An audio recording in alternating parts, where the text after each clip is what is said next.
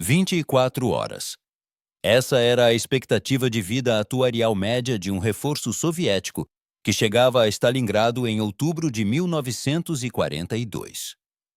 Se você fosse oficial comissionado, as tabelas atuariais eram um pouco mais generosas. Você podia esperar sobreviver 72 horas. Mas para o soldado raso, o cálculo era absoluto. Uma única rotação da Terra.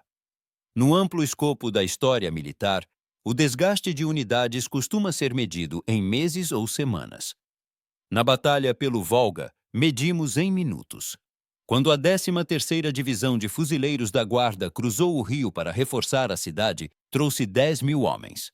Em uma semana, mal 3.000 ainda estavam vivos.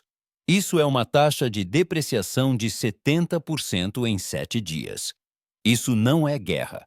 Isso é liquidação industrial.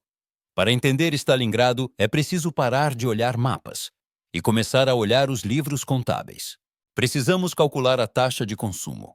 No auge dos combates, o Exército Vermelho alimentava a cidade com aproximadamente 10.000 novos homens por semana. O 6º Exército Alemão moía esses homens a uma razão de cerca de 1.500 baixas por dia. A matemática ficava no fio da navalha, à beira do colapso total.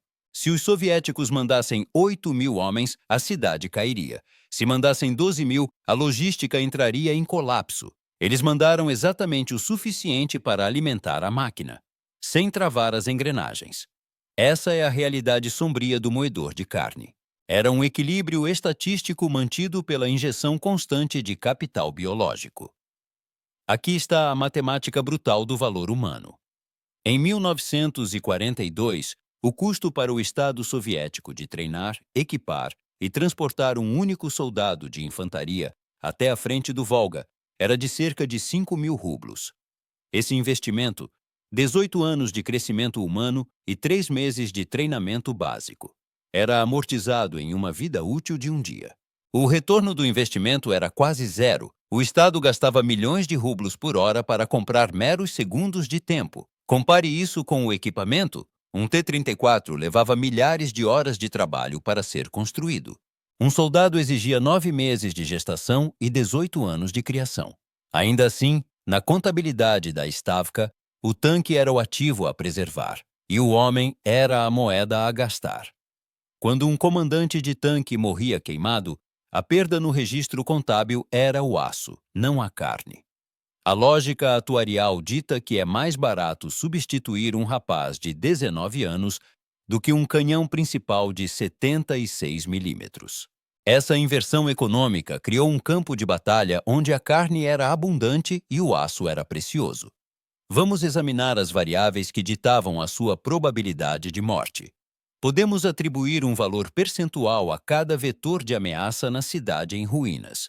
Se você expusesse sua silhueta contra a linha do horizonte por mais de 3 segundos, a probabilidade de fogo de atirador de elite subia para perto de 100%. Os atiradores de elite alemães não atiravam só para matar. Atiravam para baixar o coeficiente de moral.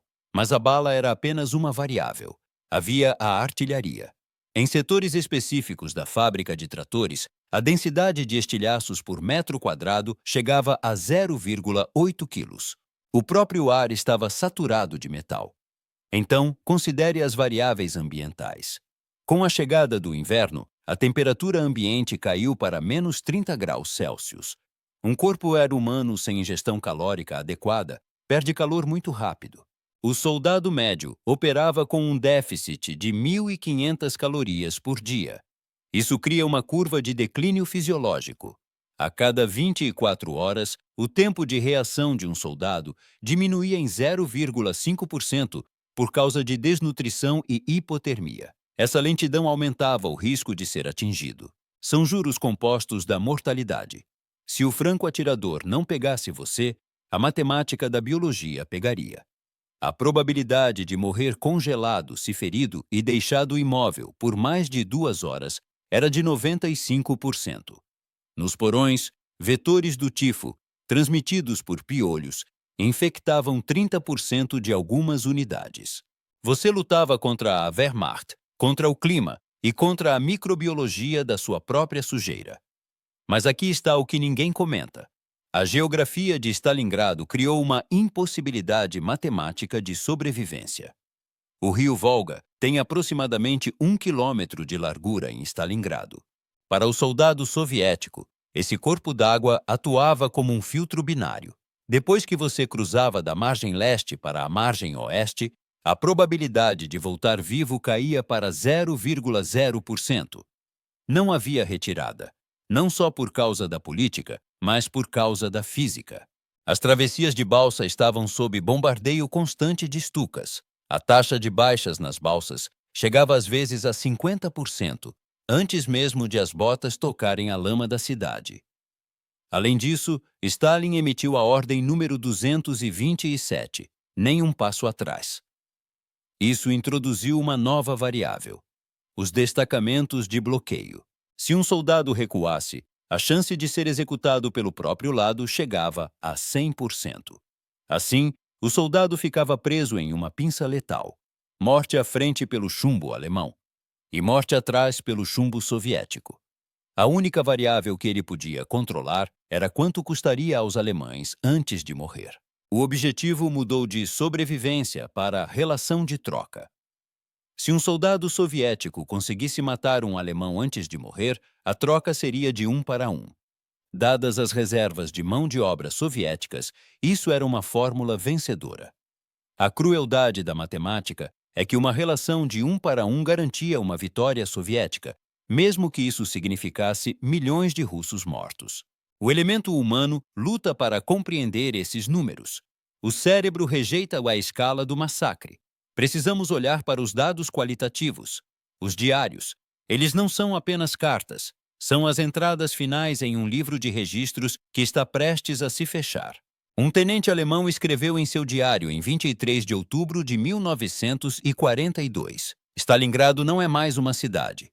De dia, é uma enorme nuvem de fumaça ardente e cegante. É uma fornalha imensa, acesa pelo reflexo das chamas.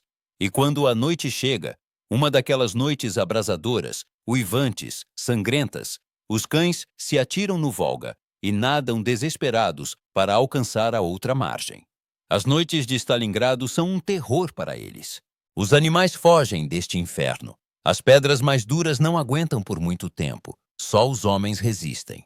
Compare isso com o depoimento de um soldado do Exército Vermelho, um atirador de elite chamado Vasily Zaitsev, que entendia a natureza binária da luta. Ele escreveu: para nós não havia terra além do Volga. Isso não é poesia, é uma declaração de limites. O mundo terminava na margem do rio. Outro soldado de infantaria soviético, vendo o fluxo constante de novos recrutas que estariam mortos até o pôr do sol, anotou em seu diário: todo mundo morre um dia. A única diferença é que aqui você morre antes de ter vivido. Não somos mais homens, somos sacos de areia feitos de carne. Ainda assim, em meio a essa certeza estatística de morte, havia anomalias. Casos fora da curva que desafiavam a probabilidade. Considere o caso do sargento Pavlov e seu pelotão. Eles tomaram um prédio de apartamentos de 4 andares no centro da cidade. Estatisticamente, eles deveriam ter sido esmagados em 2 dias. Os mapas alemães marcavam o prédio como uma fortaleza. Pavlov e cerca de 24 homens mantiveram aquela casa por 58 dias. Vamos fazer as contas da casa de Pavlov. Naqueles 58 dias, os alemães perderam mais homens tentando tomar aquela única casa do que perderam ao tomar toda a cidade de Paris em 1940. A razão de baixas na casa de Pavlov era um absurdo estatístico. Os homens de Pavlov empilhavam corpos de alemães como lenha para usar como aterros defensivos. A expectativa de sobrevivência dentro daquela casa não era de 24 horas. Era indefinida, desde que a munição durasse. Isto prova uma coisa: a matemática agregada é inegável, mas a variável individual, a vontade humana, às vezes distorce o gráfico. Mesmo assim, essa anomalia serviu à equação maior. Cada soldado alemão que morria contra as paredes de Pavlov era um a menos atacando o distrito industrial. Pavlov foi um multiplicador de força de 0,01%, que rendeu um retorno de 1000%. A verdade final está na soma. Quando a batalha terminou em fevereiro de 1943, as forças do eixo tinham perdido mais de 800 mil homens. Os soviéticos sofreram 1.100.000 baixas. O total beira 2 milhões de seres humanos em uma única cidade. Se você alinhasse os cadáveres de cabeça aos pés, eles se estenderiam por 3.500 quilômetros. A matemática é inegável.